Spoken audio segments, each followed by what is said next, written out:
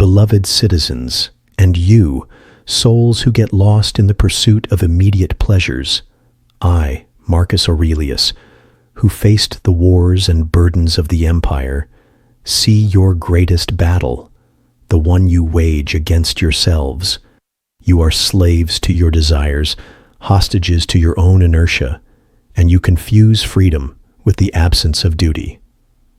But I tell you that true freedom lies in self-mastery, in the discipline of doing what must be done, even when your will betrays you. The secret of discipline is not to have will, but to have reason. Your soul, my friends, is a citadel that must be defended at all costs. And the most cunning enemy does not come from outside, but resides within you.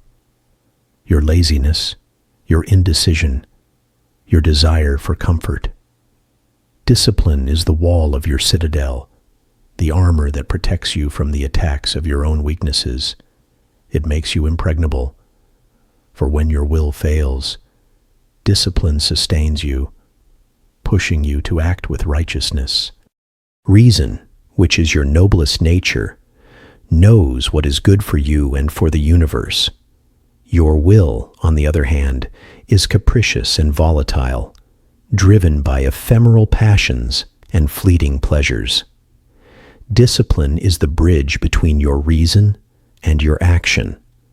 It allows you to obey the voice of reason instead of giving in to the whispers of your will. It is your lighthouse, which guides you even when the fog of laziness blinds you.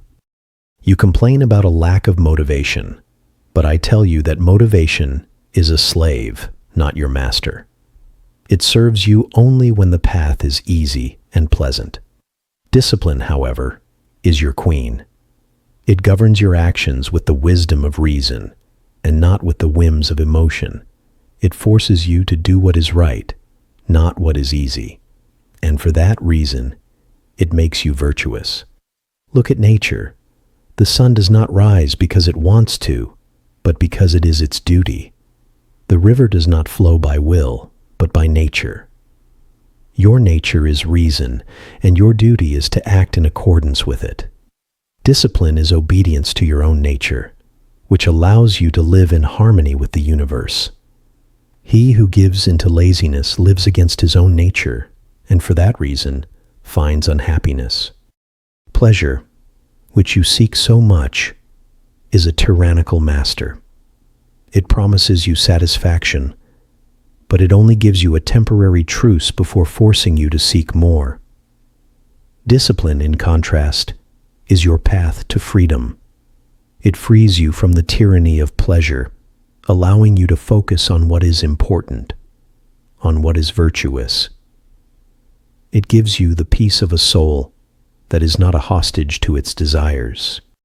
The person who lives without discipline is like a ship without a rudder. They are tossed back and forth by the waves of life, without direction, without purpose. Discipline is your rudder. It gives you the ability to steer your life, to choose your course, to face the storms with the certainty that you are on the right path. It makes you captains of your own destiny. Discipline is an act of love. It is love for yourselves, for your soul, and for your future. You do not discipline a child because you hate them, but because you love them and want what is best for them. You must treat yourselves in the same way. Discipline is the act of forcing yourselves to do what is best for you, even if your will resists. It is your gift to your future self. If these words are inspiring you to take control of your life and embrace discipline as a path to virtue, I ask you to like this video. By doing so, you help bring this message to more souls who struggle with their own inertia. To continue this journey of self-mastery and wisdom, subscribe to this channel and leave a comment about which area of your life discipline challenges you the most. Your sharing is an act of courage and a step toward mastery. Now to continue, discipline is a daily practice, a battle that is won moment by moment. Do not seek it as a final goal, but as a path, a process. Every small victory against your laziness, every act of duty fulfilled even without will, strengthens your citadel and makes you more resilient. Consistency is more important than intensity. One step at a time will take you far. Discipline frees you from the need for motivation. It is your motivation. It forces you to start, and the action creates the momentum that motivation would never give you. Instead of waiting for the will to act, act, and the will shall follow you. Discipline is your answer to inertia, your power to start, to persist, and to conclude. The disciplined person is a free person. They are not a slave to their mood, their desires, or their circumstances. They live according to their principles, regardless of how they feel. They are the master of their own mind. This inner freedom, this peace, is the most valuable reward that discipline can give you. Discipline is the mother of success. Look at the great men and women of history. You will see them not as the most talented, but as the most disciplined. Discipline is what transforms talent into skill, desire into reality, a dream into a conquest. It is the silent and constant work that makes you excellent. You fear discipline because you confuse it with suffering. But I tell you that discipline frees you from suffering. The suffering of laziness, guilt, regret, and mediocrity is much greater than the discomfort of doing what is right. Discipline is your escape from suffering, your bridge to peace. Discipline teaches you to live in the present. You worry about the future, or you regret the past. But discipline forces you to focus on the task at hand. It grounds you in the now, in the only moment when your action can change your life. The disciplined person lives a life of presence and purpose.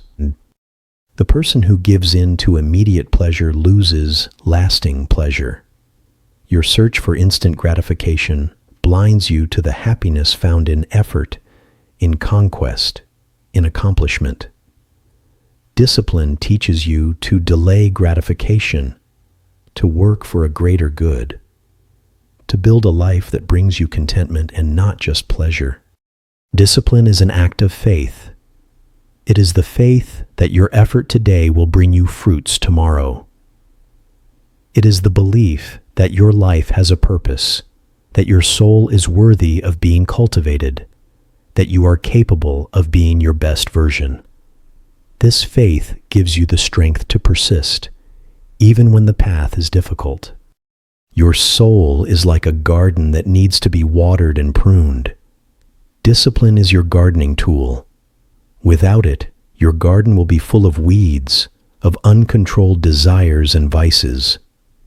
With it, your garden will flourish, full of virtues and peace.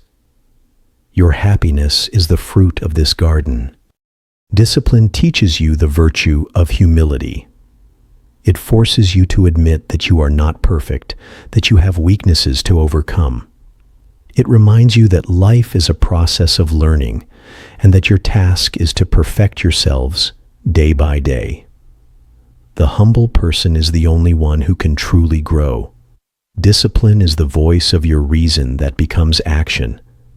You know what you must do, but what stops you is your will. Discipline is your answer to inertia. It is your yes to your destiny, your no to your laziness. It is your choice to be great instead of mediocre.